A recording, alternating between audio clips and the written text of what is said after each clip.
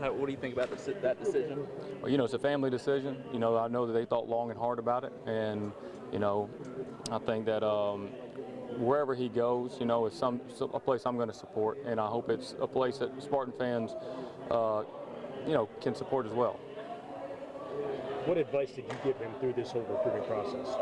Well, I told him that it's very important to go someplace where you trust the coach. That was my biggest thing to Trendon, and I talked to him about that, when he got into this. You got to go where you can trust the coach. And, I would say the difference between just this decision and a decision of some players is, Trendon has a brother who's played in college. His dad's heavily involved in the decision and helping Trendon think through this process. So is his mother. So it's a family decision where it's not just a 17 or 18-year-old kid just saying, I feel like going here today.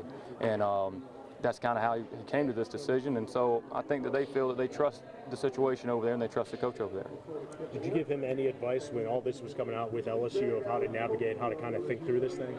I talked to his dad a little bit about it, and I think that they have the assurances they need that the situation is resolved. How have you seen this recruiting process affect or maybe not affect him when he's got big-time coaches calling him left and right and everyone trying to pull him in different directions? I keep going back to this, but, I really think the family really was involved in this decision so it didn't drive them crazy. And I think that they were heavily involved in that. I didn't see too much out of Trendon, highs, lows, but I know this, that he is very happy that the state is here and he can get it behind him and move forward. And, I know that he respects all the schools that recruited him, and he really came down these last four. You can't go wrong. But at the end of the day, he chooses LSU, and he's glad he's made his decision, and now he can just move forward and worry about being the best player for LSU possible. You already got season tickets? Not about Not yet, not yet. You said you've known him for about 14 years or something like that. When did you first start to realize that he could be committing to a school that's just as prestigious as LSU one day?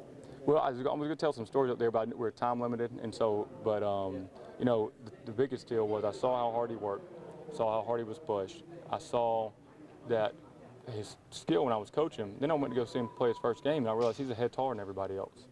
I didn't know that. So I was working in one-on-one, and I was like, I had no idea. Then I saw him in the second, third grade go play against everyone else. I'm like, there's this guy who can shoot it, dribble, pass it, handle it, and now he's a head taller than everyone else. Uh-oh, this guy could be for real. And I think everyone would agree he's the real deal. What type of honor was it for you to coach him for 4 years? It's unique when you have a five-star player without the quote five-star attitude, and people today think five-star attitude would be a good thing, but a lot of times the five-star attitude is a prima donna attitude, and that's not what he had.